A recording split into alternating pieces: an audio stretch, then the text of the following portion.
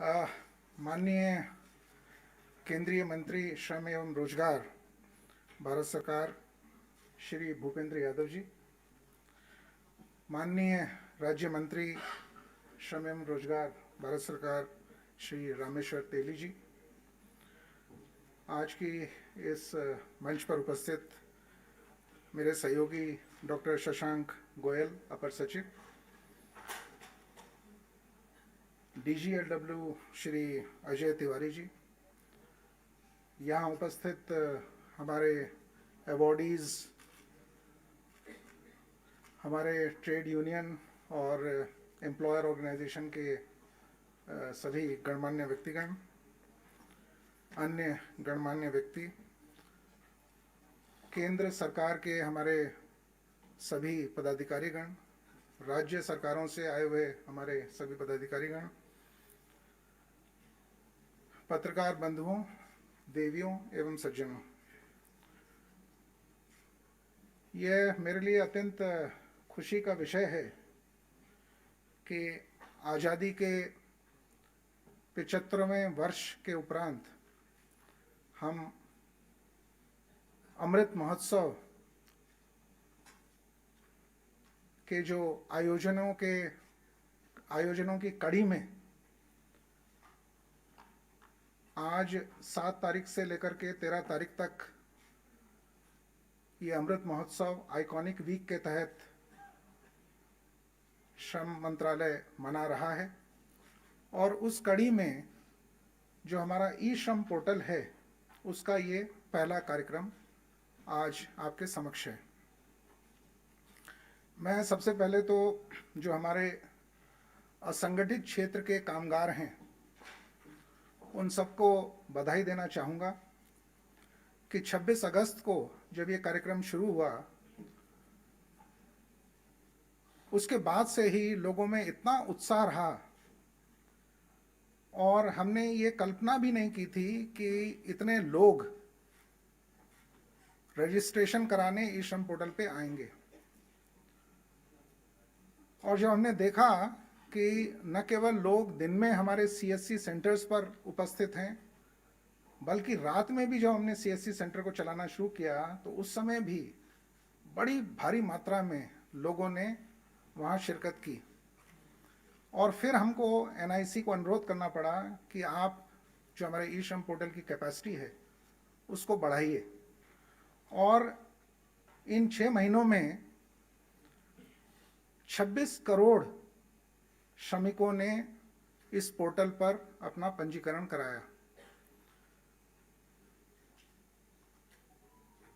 जो ई श्रम पोर्टल है उसके बारे में मैं थोड़ी सी चर्चा यहाँ पे करना चाहूँगा। ई श्रम पोर्टल पे लगभग 400 से अधिक ऑक्यूपेशंस पर हम लोग श्रमिकों का पंजीकरण करा रहे हैं। और ये विभिन्न क्षेत्रों से, चाहे वो कंस्ट्रक्शन वर्कर हों, चाहे वो डोमेस्टिक वर्कर्स हों, चाहे वो गिग एंड प्लेटफॉर्म वर्कर्स हों, चाहे टेक्सटाइल क्षेत्र के वर्कर्स हों, इंजीनियरिंग क्षेत्र के वर्कर्स हों, जो भी असंगठित क्षेत्रों में काम कर रहे हैं। और हमने अनुमान लगाया था कि लगभग 38 करोड़ ऐसे व्यक्ति हैं जिनका हमें पंजीकरण कराना है। और वो सारे के सारे लोग आज पहली बार उनको एक आइडेंटिटी मिली है, एक उनको पहचान मिली है। और उनको जो ई श्रम कार्ड मिलता है तो वो गर्व से उस ई श्रम कार्ड को दिखाते हैं। हमारा जो अगला कदम है ई श्रम कार्ड बनने के पश्चात, वो ये है कि सामाजिक सुरक्षा की जितनी भी योजनाएं हैं, उन सभी योजनाओं को हम उन तक पहुंचाएं। हमने सबसे पहली शुरुआत की उनको प्रधानमंत्री सुरक्षा बीमा योजना देने की। और प्रधानमंत्री सुरक्षा बीमा योजना के तहत उनको 2 लाख रुपए का जो दुर्घटना बीमा है उसकी राशि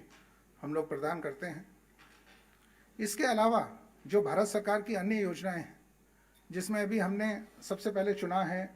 जो प्रधानमंत्री श्रम योगी मानधन की पेंशन योजना है, जिसमें 60 वर्ष के उपरांत उसको व्यक्ति को 3000 रुपये की पेंशन हर माह प्राप्त होती है। उससे भी हम हमारे जो ई श्रम कार्ड के होल्डर्स हैं उनको हम जोड़ रहे हैं। इसके अलावा जो राज्य सरकारें हैं उनके साथ हमारी चर्चाएं हुई हैं और राज्य सरकारें इस पूरे ई श्रम पोर्टल पे पूरी तरह से जुड़ी हुई हैं। आज जो यहाँ कुछ पुरस्कार प्राप्त कर रहे हैं उसमें कुछ राज्य सरकारें भी शामिल हैं जिन्होंने बहुत अच्छा काम किया और जो चाहती हैं कि जो राज्य सरकार की जो योजनाएं हैं, विशेषकर सामाजिक सुरक्षा की, उन योजनाओं का भी फायदा इन श्रमिकों को मिल सके। अभी हाल ही में सरकार के द्वारा बजट पे ये घोषणा भी हुई है कि ई श्रम पोर्टल को जो केंद्र सरकार के अन्य पोर्टल हैं उनसे भी जोड़ा जाएगा। उसमें जो हमारा एक बड़ा महत्वपूर्ण पोर्टल है वो एनसीएस का पोर्टल है और एनसीएस के पोर्टल में जॉब सीकर्स और जॉब प्रोवाइडर्स, उन दोनों का पंजीकरण वहाँ होता है। वो दोनों अपने आप को वहाँ रजिस्टर करते हैं। अभी हमने एनसीएस पोर्टल को ई श्रम पोर्टल के साथ इसी महीने के अंत में हम उसको लिंक कर देंगे और उसका फायदा ये होगा कि जो भी श्रमिक ई श्रम पोर्टल का जिनके पास कार्ड है, जो यूनिक है, आधार बेस्ड है, उस कार्ड के माध्यम से अगर वो चाहते हैं कि उनको अगर वो बेरोजगार हैं तो उनको नियुक्ति मिले, या अगर कोई रोजगार भी कर रहे हैं तो और बढ़िया उनको रोजगार का अवसर मिले, उनको भी हम एनसीएस पोर्टल से जोड़ रहे हैं। इसके अलावा जो भारत सरकार का स्किल डेवलपमेंट मिनिस्ट्री का असीम पोर्टल है, जिस पर कि प्राइम मिनिस्टर कौशल विकास योजना के सर्टिफिकेट प्रदान किए जाते हैं, उनकी स्किलिंग की जाती है, उसको भी हम अपने ई श्रम पोर्टल के माध्यम से जोड़ रहे हैं ताकि जिनको कौशल विकास योजना का सर्टिफिकेट मिले वो जब रोजगार का अवसर ढूंढें तो वो दिखा सकें कि उन्होंने इस पर्टिकुलर ट्रेड में उनको सर्टिफिकेट मिला हुआ है। इसी तरीके से जो भारत सरकार का उद्यम पोर्टल है, उस उद्यम पोर्टल पर भी अगर जिसको स्मॉल एंड मीडियम स्केल कहा जाता है, उसके जो उद्यमी हैं और अगर वो वर्कर्स को ढूंढ रहे हैं उस क्षेत्र के लिए, तो वो भी हमारे ई श्रम पोर्टल और जो हमारा एनसीएस पोर्टल है उससे लिंक हो जाएंगे। तो इस प्रकार से हमारी ये कोशिश है कि जो ई श्रम पोर्टल है वो न केवल भारत सरकार के सभी पोर्टलों से लिंक हो, बल्कि राज्य सरकार के भी जो विभिन्न पोर्टल हैं, जैसे अभी हमने मध्य प्रदेश, हरियाणा, कर्नाटक, इन सारे राज्यों के साथ मिलकर के उनके जो अलग अलग पोर्टल चल रहे हैं उसको भी हम ई श्रम पोर्टल से जोड़ रहे हैं। मैं आपको एक उदाहरण देना चाहूँगा कि जैसे राज्य सरकारें जो कंस्ट्रक्शन वर्कर के लिए बीओसीडब्ल्यू की स्कीम चलाती है, वो बीओसीडब्ल्यू की स्कीम भी हम उससे ई श्रम पोर्टल से और राज्य सरकार के पोर्टल से उसको लिंक करने जा रहे हैं। तो इसका नतीजा जो होगा, इसका जो परिणाम होगा वो ये होगा कि ई श्रम पोर्टल में जो रजिस्टर्ड लोग हैं उनको हम विभिन्न देश की विभिन्न राज्य सरकारों की, केंद्र सरकारों की विभिन्न सामाजिक सुरक्षा की और बाकी वेलफेयर की भी योजनाओं से हम उन लोगों को जोड़ पाएंगे। यहाँ तक कि हमने जो हमारे दो ऑर्गेनाइजेशन हैं, ईपीएफओ और ईएसआईसी, उनको भी हमने ई श्रम पोर्टल से जोड़ने